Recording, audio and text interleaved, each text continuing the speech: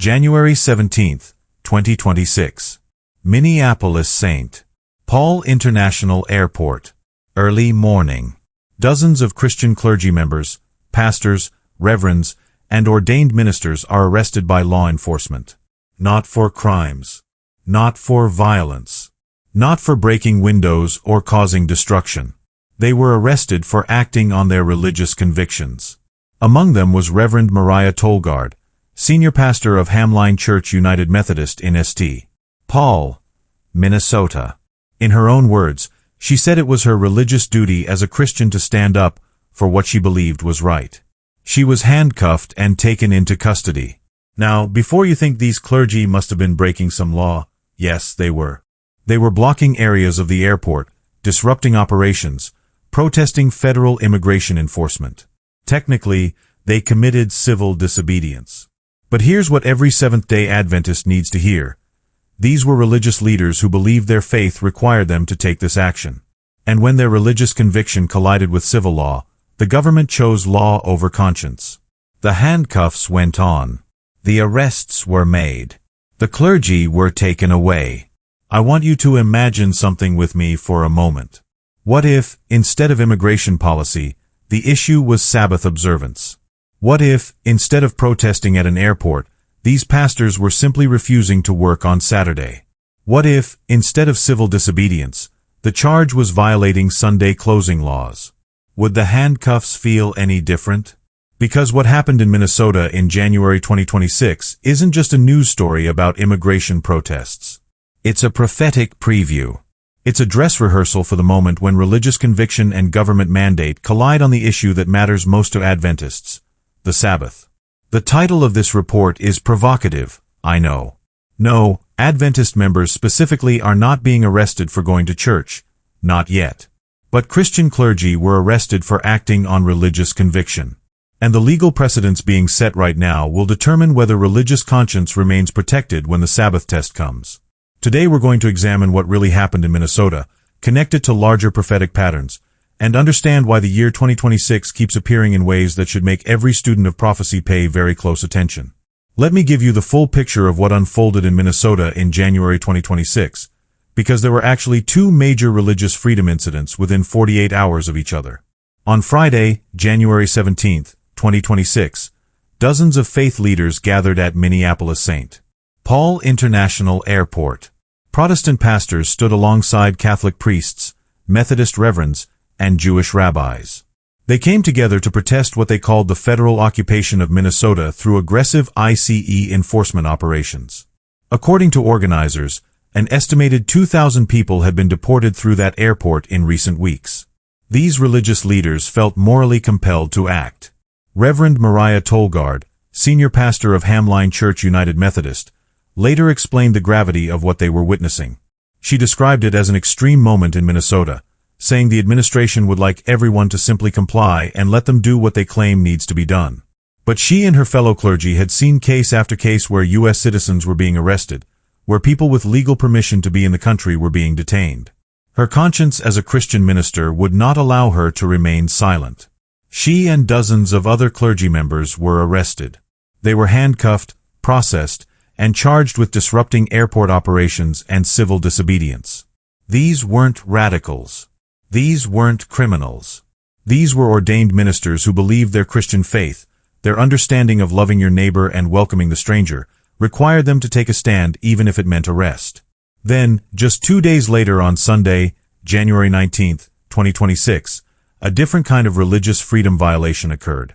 During a Sunday morning worship service at City's Church in St. Paul, approximately 30 to 40 protesters stormed into the sanctuary. They disrupted the service, surrounded congregation members including children, and chanted repeatedly, "Who shut this down? We shut this down." The reason for their invasion was that one of the church's pastors, David Easterwood, also serves as the acting field director of the St. Paul ICE office. The protesters were angry about immigration enforcement policies, and they chose to express that anger by violating the sanctity of a worship service. Pastor Jonathan Parnell repeatedly asked the protesters to leave, pleading with them to respect the worship service. They refused. Videos captured the scene showing families frightened, children confused, and worship completely disrupted. Eventually arrests were made. Don Lemon, the former CNN journalist, was among those arrested. Attorney General Pam Bondi announced charges under the Freedom of Access to Clinic Entrances Act, a federal law specifically designed to protect people's right to enter places of worship without obstruction. But here's where it gets legally complicated and deeply troubling. Magistrate Judge Douglas Micco refused to issue arrest warrants for 5 of the 8 people charged. He essentially suggested that the disruption might be protected free speech. The Department of Justice had to take the unprecedented step of appealing directly to a higher court to have the warrants issued. Think about that for a moment. A federal judge initially refused to prosecute people who stormed a Christian worship service during a religious gathering. Now, let me be very clear about something because I don't want to misrepresent these events or mislead anyone watching this report. The clergy arrested at the airport were not arrested while on their way to church for worship. They were arrested while engaging in civil disobedience at an airport terminal. The title of this report is designed to grab your attention and make you think about what could happen in the future, but we need to be honest about what actually did happen in January 2026. These religious leaders chose to break civil law because they believed their faith required it. That's the definition of civil disobedience, a long and honorable tradition in Christianity going all the way back to Peter and John standing before the Sanhedrin and declaring, "We must obey God rather than men." These clergy members looked at what they perceived as injustice and decided their Christian conscience compelled them to act, even knowing arrest was the likely consequence. But here's the critical question that every Seventh-day Adventist must wrestle with right now. If religious leaders can be arrested for acting on their understanding of what it means to love your neighbor, what happens when the government passes a law requiring Sunday observance and Adventists refuse because of the biblical command to remember the Sabbath day to keep it holy? The legal principle is identical in both situations. In both cases you have religious conviction, what I believe God requires of me. You have civil law, what the government requires of me. You have a collision between those two authorities. And you have arrest as the inevitable consequence when someone chooses God's law over human law.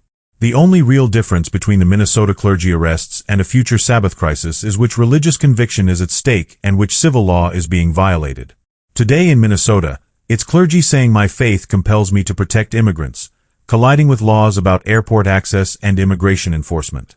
Tomorrow, and I don't mean literally tomorrow, but prophetically in the near future, it could be Sabbath keepers saying my faith compels me to rest on Saturday and worship on the seventh day, colliding with laws requiring Sunday observance or prohibiting Sabbath commerce. The pattern is the same. The mechanism is the same. The handcuffs are the same. Only the theological issue changes. Now we need to zoom out from the Minnesota incidents and see them in a much larger context, because they're not isolated events. They're part of a pattern that's been developing for several years now, and that pattern is accelerating dramatically in 2025 and 2026. Let me introduce you to something called Project 2025 if you haven't heard of it yet. This is a comprehensive policy blueprint created by the Heritage Foundation along with more than 75 conservative organizations. It's designed to completely reshape the federal government according to conservative Christian principles when a sympathetic president takes office. The document is 887 pages long. Most people will never read it. Most Americans don't even know it exists. But buried on page 589 is a proposal that should make every Seventh-day Adventist sit up and take notice. Here's the exact language from the document.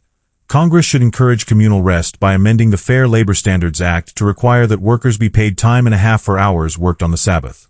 That day would default to Sunday, except for employers with a sincere religious observance of a Sabbath at a different time, for example Friday sundown to Saturday sundown, in which case the obligation would transfer to that period instead. Let me break down what this seemingly innocuous proposal actually means. First, federal law would officially designate Sunday as the Sabbath.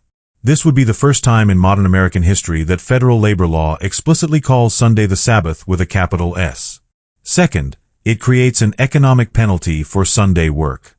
Employers would have to pay time and a half, creating significant financial pressure to close businesses on Sundays. Third, yes, there is an exception clause for those who observe other Sabbaths, including Saturday observers like Adventists, but that exception exists only as long as the law allows it. Fourth, and most importantly, once Sunday is legally designated as the Sabbath in federal law, expanding enforcement in the future becomes much, much easier.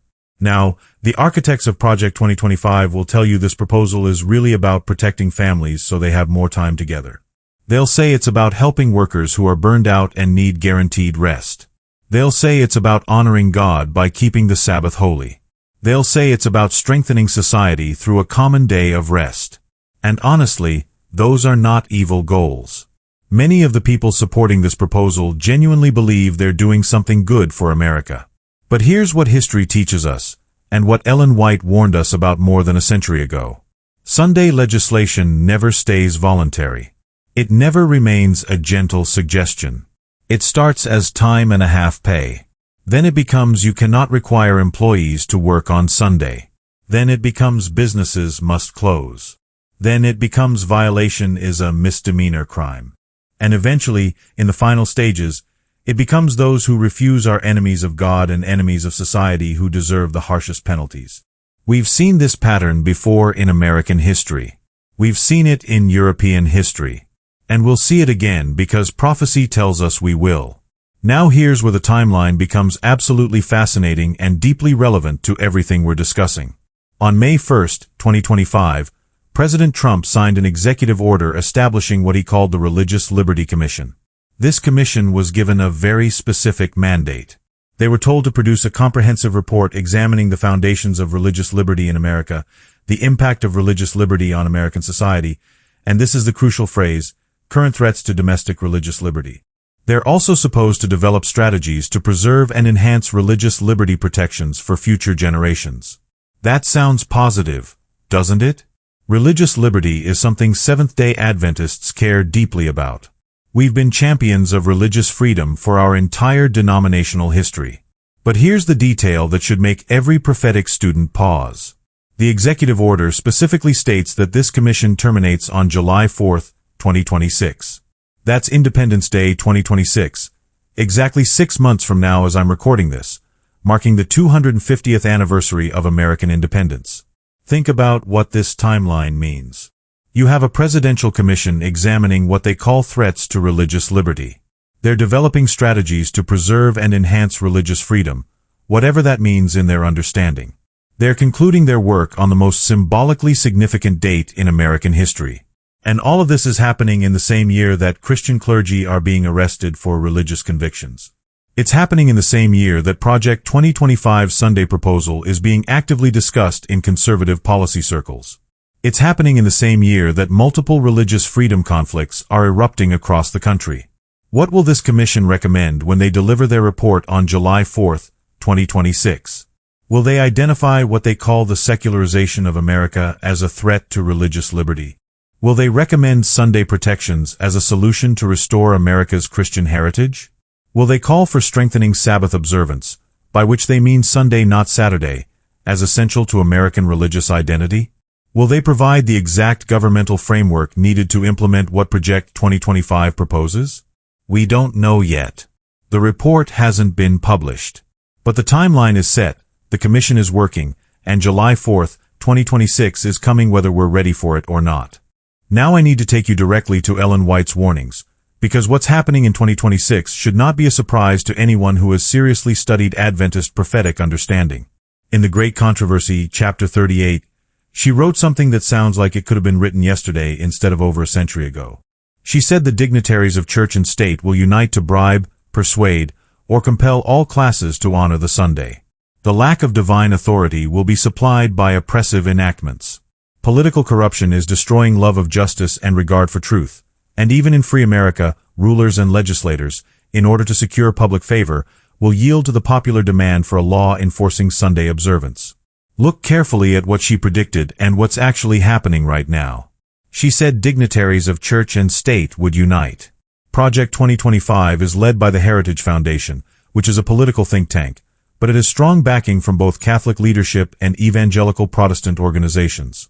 Church and state working together. She said they would persuade all classes. Look at the rhetoric around Sunday legislation now. It's all about family values, worker protection, environmental benefits. It's designed to appeal to everyone across the political and economic spectrum. She said this would happen even in free America. Yes, this is unfolding in the United States, the land that was supposed to be the beacon of religious freedom for the entire world. She said rulers and legislators would yield to popular demand to secure public favor. Sunday legislation is being framed as pro-family, pro-worker, pro-society, exactly the kind of thing that gets politicians elected. She continues in that same chapter with even more specific warnings. She wrote that as the movement for Sunday enforcement becomes more bold and decided, the law will be invoked against commandment keepers. They will be threatened with fines and imprisonment, and some will be offered positions of influence and other rewards and advantages as inducements to renounce their faith. Now, we're not there yet. Commandment keepers are not currently being threatened with fines and imprisonment for Sabbath observance. That's not happening in 2026, at least not yet. But the framework is being built right before our eyes. The legal structures are being put in place. The political alliances are being formed. The public conditioning is happening. The clergy arrested in Minnesota demonstrate beyond any doubt that when religious conscience conflicts with civil law in America today, the government will enforce its law. The handcuffs are real. The arrests are happening. The precedents are being set. Today it's about immigration policy. Tomorrow, prophetically speaking, it will be about Sabbath observance. Let me connect everything back to those clergy members arrested at MSP Airport, because their experience teaches us several critical lessons that every Seventh-day Adventist needs to internalize right now. The first lesson is that religious sincerity doesn't prevent legal consequences. Reverend Tolgard genuinely believed her Christian faith required her to protest at that airport. Her motives were pure. Her conscience was absolutely clear before God. She was following what she understood to be God's will for her life as a Christian minister. None of that mattered when the handcuffs came out. She was arrested anyway, processed anyway, charged anyway. When the Sunday law comes, and prophecy tells us it will come, our sincerity won't matter to the authorities. Our pure motives won't matter. Our clear conscience before God won't matter. If the law says you must observe Sunday, or you cannot work on Sunday, or you must close your business on Sunday, and we refuse based on our biblical conviction about the seventh-day Sabbath, the handcuffs will be just as real as those that went on Reverend Tolgard's wrists. The arrest will be just as actual.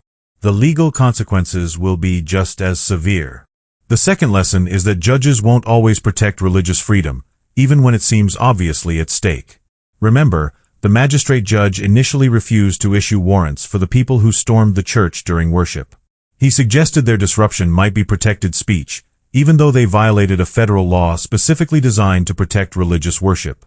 When Sabbath keepers face prosecution under future Sunday laws, we absolutely cannot assume that judges will automatically side with religious liberty.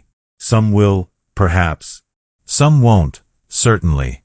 Legal precedents matter, constitutional protections matter, but they're not ironclad guarantees of safety. The third lesson is that popular opinion will be against us when the crisis comes. The clergy who were arrested at the airport genuinely believed they were doing the right thing, following their Christian conscience. But public opinion was sharply divided. Many Americans said these clergy broke the law and deserved to be arrested, period. End of discussion. When Adventists refuse to comply with Sunday legislation, I can almost guarantee you what public opinion will say. It's just one day. It's good for families. It's good for society. It strengthens community. Why are you being so stubborn and divisive? Just cooperate. Just go along. Don't make trouble. We need to be prepared for that social pressure. The majority will not understand our position.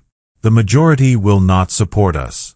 The majority will say we're being unreasonable, stubborn, old-fashioned, and divisive.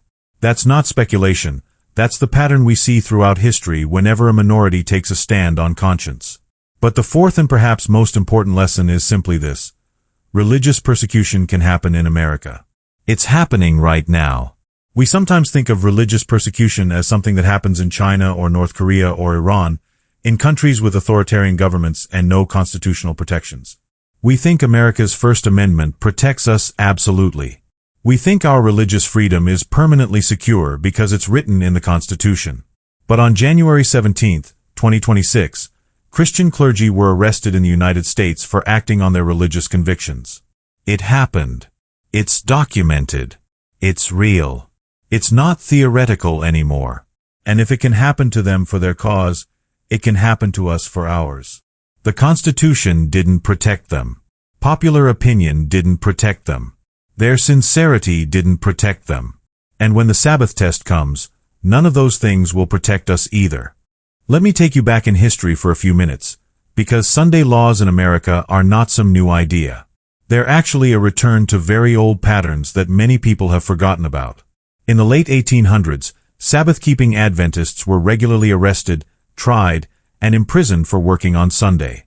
These weren't theoretical cases or hypothetical scenarios. These were real people with real names, arrested by real police, tried in real courts, and sent to real jails. Court records document dozens and dozens of these cases throughout the southern United States especially. R.M. King of Arkansas was arrested for plowing his field on Sunday, even though he had already rested on Saturday according to biblical command. William Swain of Maryland was arrested for harvesting his crops on Sunday. Multiple Adventists in Tennessee were imprisoned for Sunday labor. The charges were always the same: violating Sunday closing laws. The defense was always the same: I already observed the Sabbath on the seventh day as God commanded. The verdict was almost always the same: guilty. These cases reveal something crucial about how Sunday laws actually work in practice. The argument given by prosecutors and judges then was exactly the same argument we hear today. They said Sunday laws are secular labor protections, not religious enforcement. They claimed the laws had nothing to do with imposing Christian worship and everything to do with protecting workers and promoting public welfare. In 1961, the Supreme Court ruled in McGowan v. Maryland that Sunday closing laws were constitutional precisely because they had evolved from religious origins into secular purposes. The court acknowledged that yes, these laws originally started as enforcing Christian worship.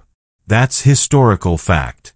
But they claimed the laws had secularized over time and were now really just about promoting a common day of rest for workers. That legal reasoning is dangerous because it means explicitly religious legislation can be rebranded as secular and thereby avoid constitutional challenges. As long as the government can point to some non-religious benefit, like worker rest or family time or reduced pollution, they can enforce what is fundamentally religious legislation.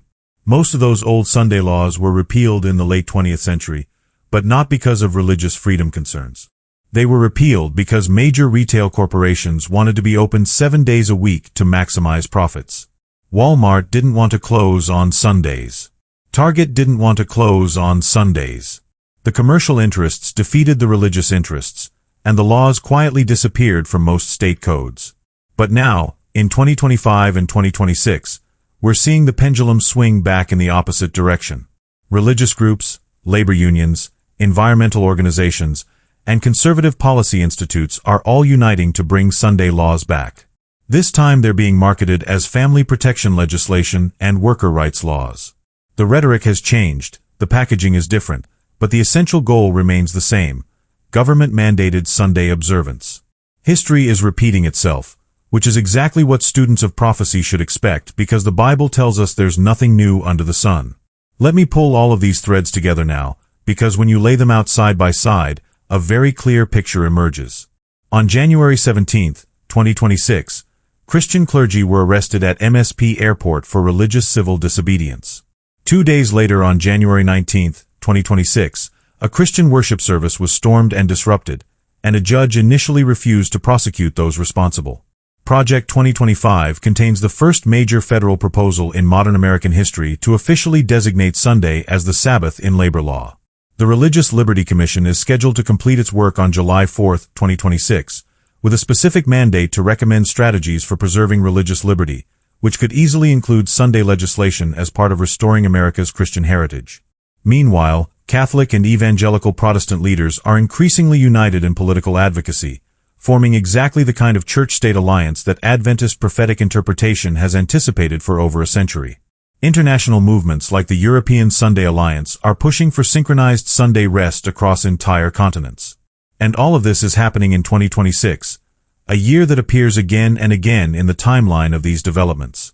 If you wanted to build the infrastructure for implementing a national Sunday law in America, what would you need? You would need a political climate where religious values are seen as essential to national identity. That's happening right now with Christian nationalism gaining influence. You would need Catholic and Protestant cooperation overcoming centuries of division. That's Project 2025 and the broader Evangelical Catholic Alliance. You would need legal precedents that prioritize collective good over individual religious conscience. That's the Minnesota cases and how they're being adjudicated. You would need economic or social crises that make communal rest seem like a reasonable solution. That's the family breakdown narrative, the worker burnout epidemic, the environmental concerns about overconsumption. You would need a specific timeline and governmental mechanism for implementation. That's the Religious Liberty Commission ending July 4, 2026. And you would need the actual legislative framework already written and ready to introduce. That's page 589 of Project 2025. All of the pieces are on the board. They're not checkmate yet, but they're positioned. The game is in motion. And 2026 is clearly a year when multiple timelines and developments are converging in prophetically significant ways. Now I want to be very careful here because I don't want to create panic, and I absolutely don't want to cry wolf. But I also don't want us to be asleep when prophetic events are unfolding right in front of us. There's a balance we need to strike between complacency and hysteria, and I think that balance is found in what Ellen White called watchfulness. She wrote in The Great Controversy that the Sunday movement is now making its way in darkness. The leaders are concealing the true issue, and many who unite in the movement do not themselves see whither the undercurrent is tending. That sentence is absolutely critical for understanding our moment. Many who unite in the movement do not themselves see where it's heading. The people promoting Sunday legislation in Project 2025 genuinely believe they're helping families have more time together. The labor unions supporting the European Sunday Alliance genuinely believe they're protecting exploited workers from burnout. Many of the clergy arrested in Minnesota genuinely believed they were following their Christian duty to love their neighbors. These are not evil people with malicious intent. They're sincere people who don't see the prophetic implications of what they're supporting. They don't understand that enforced religious observance, no matter how well-intentioned, inevitably leads to persecution of those who cannot in good conscience comply. They don't see that Sunday legislation creates the exact mechanism that will eventually be used against Sabbath keepers. They don't recognize that what starts as voluntary always becomes mandatory, and what starts as beneficial always becomes oppressive. But we, Seventh-day Adventists who have studied the Great Controversy, we should see it. We should recognize the pattern. We should be the ones saying, wait, this is exactly how it begins. Not with condemnation, not with arrogance, but with prophetic awareness and concern. Because here's the thing that keeps me up at night. The vast majority of Christians promoting Sunday legislation are not trying to persecute Sabbath keepers. That's not their goal at all. They're trying to strengthen families, protect workers, honor God as they understand Him. Their motives are often pure, their hearts are often good, their intentions are often noble. But pure motives don't prevent prophetic fulfillment. Good intentions don't stop the march of last-day events. History moves forward regardless of whether the participants understand what they're really doing. So what happens next? What should Seventh-day Adventists be watching for as 2026 unfolds over these next 6 months? First and foremost, we need to watch what the Religious Liberty Commission recommends when it concludes its work on July 4th. If their report calls for any kind of Sunday protections or religious observance legislation as part of preserving America's religious heritage, that's an enormously significant signal about where things are heading. Second, we need to watch whether any Project 2025 policies actually get implemented. The Trump administration has already shown willingness to adopt Heritage Foundation recommendations on various issues. If the Sunday labor law proposal moves forward in Congress, even in modified form, even with strong religious exemptions, that represents a major prophetic development. Third, we need to watch how the Minnesota church disruption cases ultimately get resolved. Are the protesters prosecuted? Are new legal precedents set about the balance between religious freedom and civil protest? How the courts handle these specific cases will shape future religious liberty protections for everyone. Fourth, we need to watch the continued alliance building between Catholics and evangelicals. The more unified they become in political advocacy, the more powerful their collective voice becomes for Sunday legislation and other shared agenda items. Fifth, we need to watch international developments, particularly in Europe where the Sunday Alliance represents a multinational movement.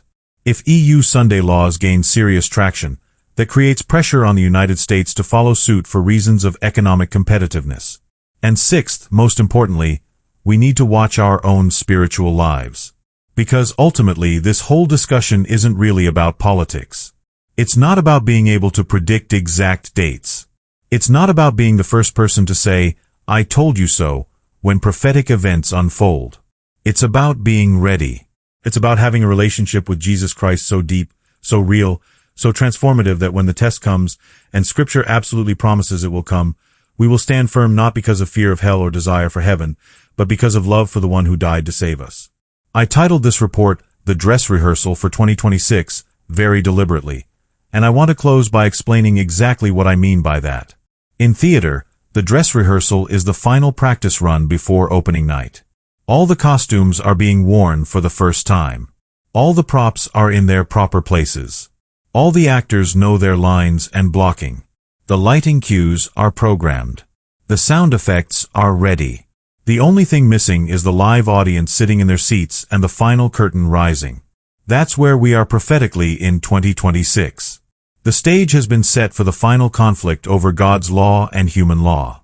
The actors are in costume, with religious leaders and political leaders taking their positions exactly as prophecy predicted. The script has been written, literally written in policy documents like Project 2025. The timeline has been established with commissions ending and anniversaries approaching and movements converging. The lighting is being adjusted with public opinion being shaped and legal precedents being set. What's still missing is the final act. The moment when all of this preparation becomes actual enforcement. When theoretical proposals become enacted law. When dress rehearsal becomes opening night. We don't know if 2026 is that year. We don't know if July 4th, 2026 will be just another Independence Day celebration or something far more prophetically significant. We don't know if the Minnesota incidents are isolated anomalies or the beginning of an accelerating pattern. But we do know this with absolute certainty. Jesus said, "When you see these things begin to come to pass, then look up and lift up your heads, for your redemption draws near." These things are beginning to come to pass. Not in speculation, not in wild conspiracy theories, but in documented policy proposals, in governmental commissions with specific mandates and timelines, in court cases setting legal precedents, in religious liberty conflicts happening right now in American cities. The infrastructure for a Sunday law is being built before our eyes. Whether it gets fully implemented in 2026 or 2027 or 2030, I cannot tell you. That's God's timeline, not mine, and anyone who claims to know exact dates is presuming knowledge that God has not revealed. But what I can say with confidence is this. The Adventist message about religious liberty and the sanctity of God's Sabbath has never been more relevant than it is right now in 2026. The prophecies that Ellen White penned over a century ago are finding their framework in modern legislation and current events. Our calling as Seventh-day Adventists in this moment is not to panic. It's not to stockpile food and retreat to the mountains. It's not to become paranoid or withdrawn from society. Our calling is to be lights in the darkness, to be voices for true religious liberty that protects the conscience of every person regardless of their beliefs, not just the conscience of Sabbath keepers. Our calling is to love God supremely with all our heart and soul and mind and strength. To love our neighbors as ourselves, including those who may eventually persecute us. And to share the three angels' messages with a world that desperately needs to hear them before it's too late. Because here's the final truth that I want to leave you with today. When Sunday legislation finally comes, and biblical prophecy in Revelation chapter 13 assures us it will come, it will ultimately serve God's purposes even though it comes from human rebellion. It will separate those who worship God according to His revealed word from those who worship according to human tradition. It will reveal who truly loves Jesus Christ enough to obey Him regardless of earthly consequences. It will demonstrate before the watching universe who has chosen God's government and who has chosen Satan's counterfeit. The dress rehearsal is happening right now. The stage is being set throughout 2026. The year has prophetic significance that we're only beginning to understand, and that will likely become clearer as these next 6 months unfold. The question isn't whether these events will ultimately occur. Scripture and the spirit of prophecy assure us they will. The question is simply this: will we be ready when the curtain finally rises on the last act of Earth's history? May God grant us wisdom to watch these developments with discernment. May He give us courage to stand for truth when standing becomes costly. May He fill us with love so deep for Jesus Christ that obedience becomes not a burden but a joy. And may He use us to share His final message of warning and invitation with everyone we can possibly reach before the door of mercy closes and human probation ends. The dress rehearsal for 2026 is underway. The real performance is coming. Are you ready?